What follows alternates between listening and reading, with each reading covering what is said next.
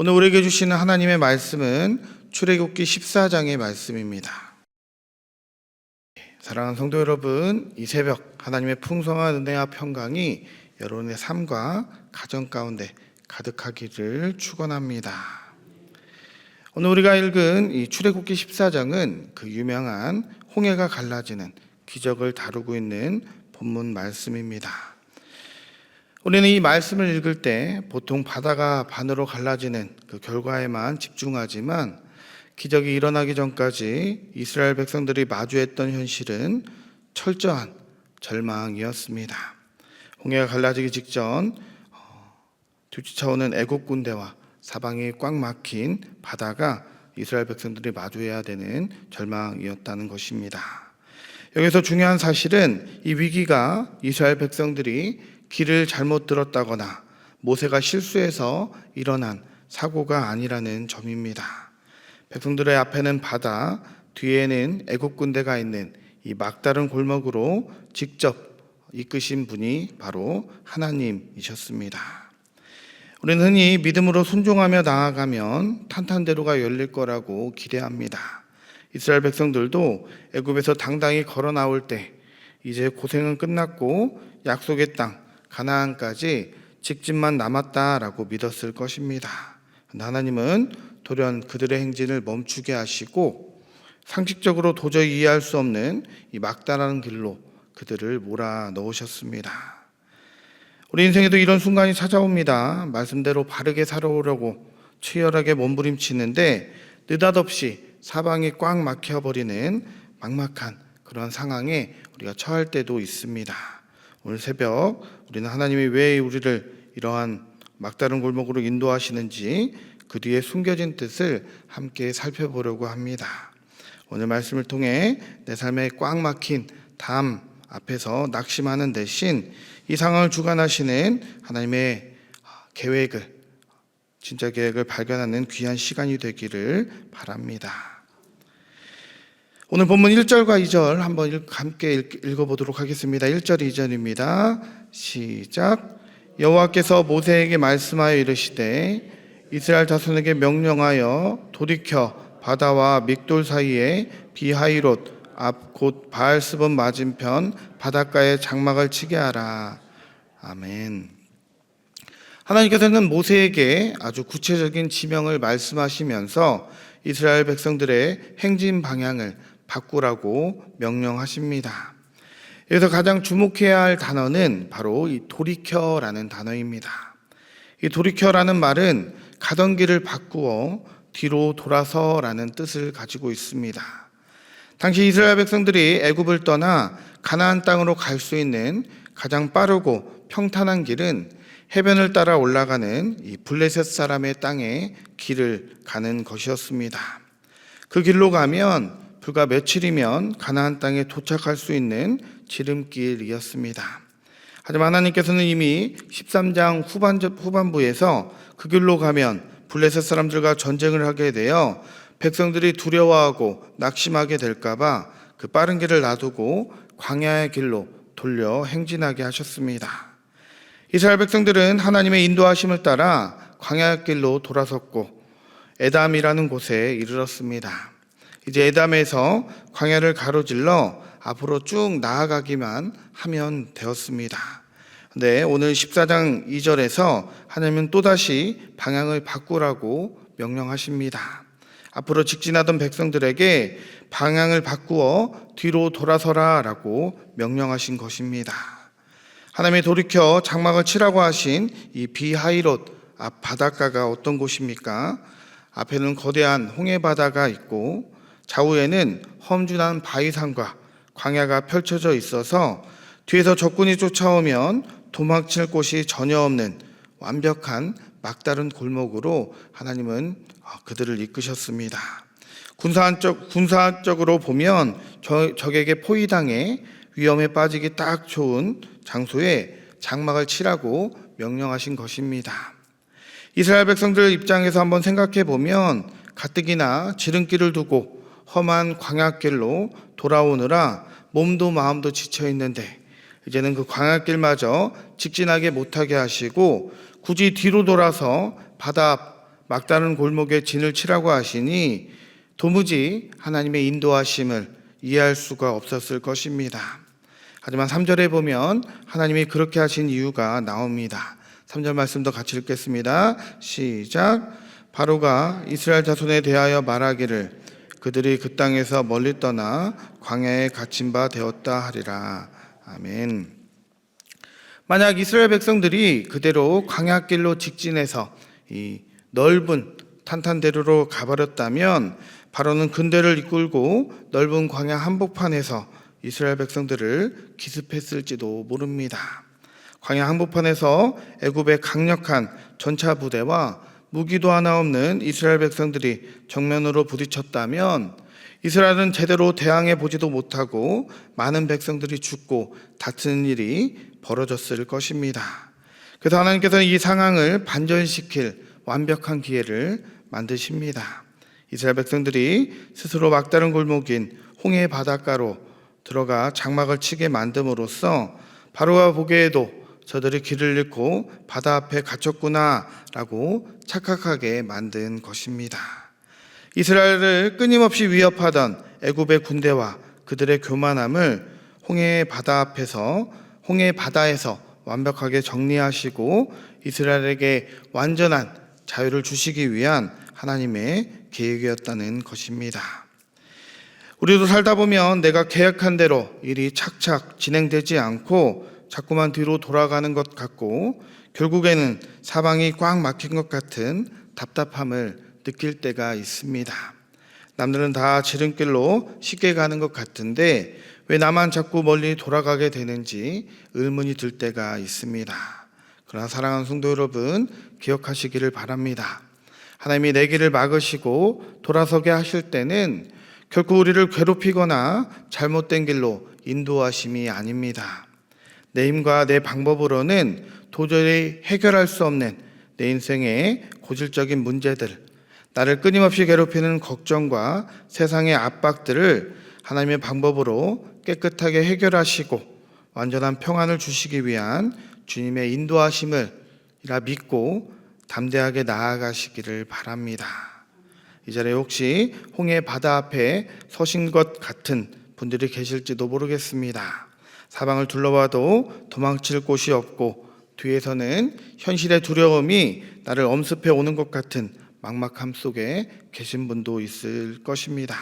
그나마 오늘 새벽 이 말씀을 붙드시기를 바랍니다. 내가 서 있는 그 막다른 골목은 하나님의 실수로 인도하신 자리가 아니라 하나님의 가장 위대한 구원이 시작될 자리입니다.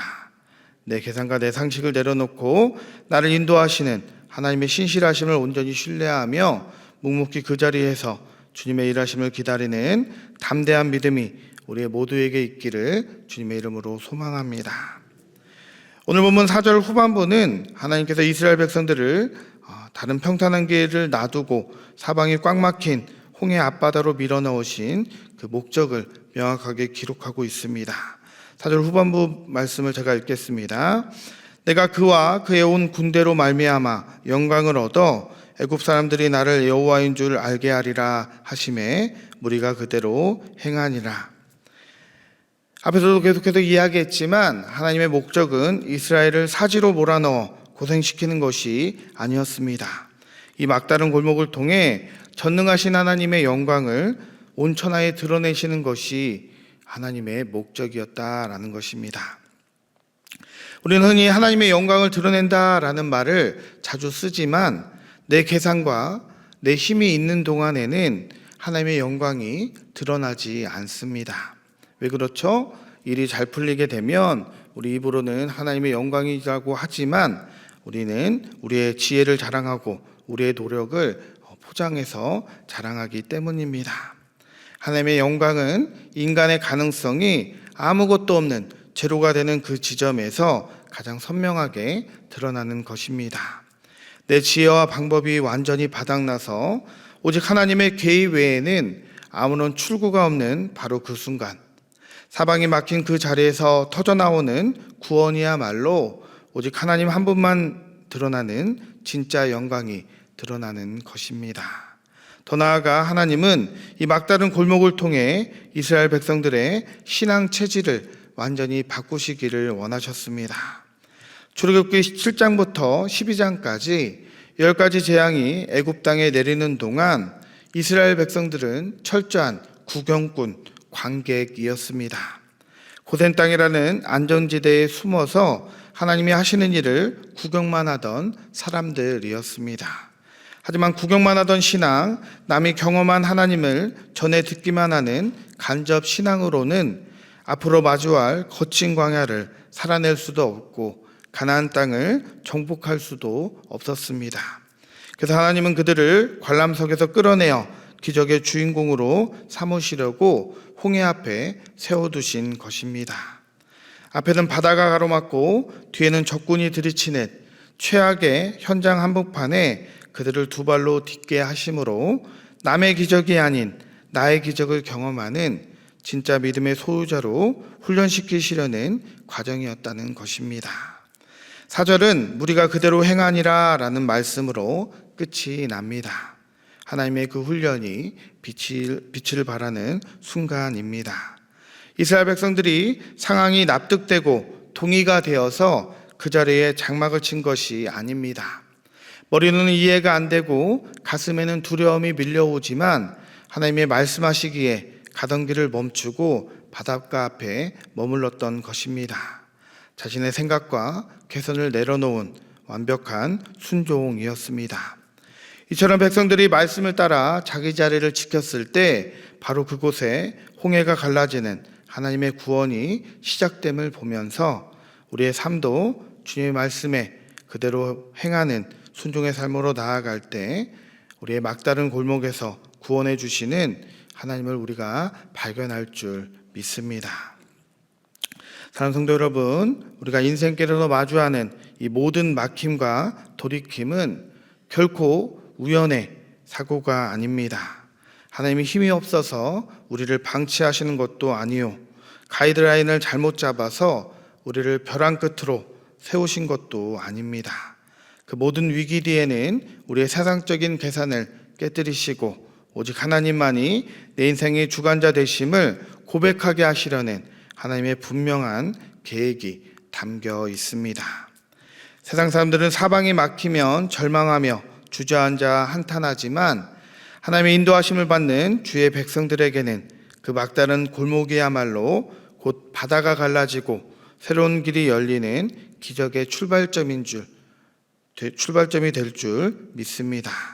오늘 이 새벽 기도의 자리로 나아갈 때 우리의 조급함과 원망을 다 내려놓고 내 짧은 생각으로 하나님의 능력을 제한하려 하지 말고 가장 알맞은 때에 가장 선한 방법으로 새 길을 열어 가시는 하나님 한 분만을 온전히 신뢰하시기를 바랍니다.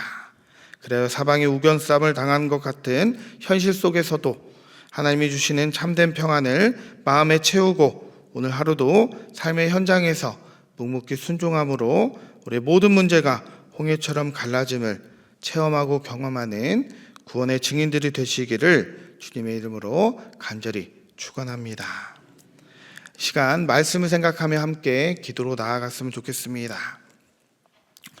먼저 기도하실 것은 내 생각과 인간적인 계산을 이 시간 내려놓기를 원합니다. 사방이 가로막힌 홍해 앞과 같은 상황을 만날 때 내 조급함과 세상적인 계산을 먼저 내려놓고 하나님을 바라보기를 그러한 신앙의 눈을 허락해 달라고 이 시간 기도했으면 좋겠습니다. 두 번째로 기도하실 것은 구경꾼에서 구원의 증인으로 변화되는 삶을 살아가기를 원합니다. 남의 신앙을 듣고 남의 믿음의 체험들을 듣는 신앙에서 내가 그것들을 체험하고 주님을 구주로 고백하는 구원의 증인으로 변화되는 삶을 살아가게 인도해 달라고 기도하겠습니다. 세 번째로 기도하실 것은 이해되지 않아도 묵묵히 우리의 믿음의 자리를 굳건히 지키는 그 순종하는 마음, 순종하는 신앙을 허락해 달라고 기도하겠습니다. 이 세 가지 기도의 제목 가지고 이 시간 함께 기도로 나아가겠습니다. 기도합니다. 상간에 많으신 주님 아버지 감사합니다. 오늘 이 홍해의 바다의 기적을 우리가 말씀을 통해 읽었습니다. 하지만 그 기적이 있기 전까지 주님께서 이스라엘 백성들을 어떻게 이끄셨는지, 우리의 삶의 그 막막한 담과 정말로 홍해 앞과 같은 뒤에는 애굽 병사들이 쫓아오는 것 같은 막막한 현실 속에서 하나님이 어떻게 일하셨는지를 우리가 발견하기를 원합니다.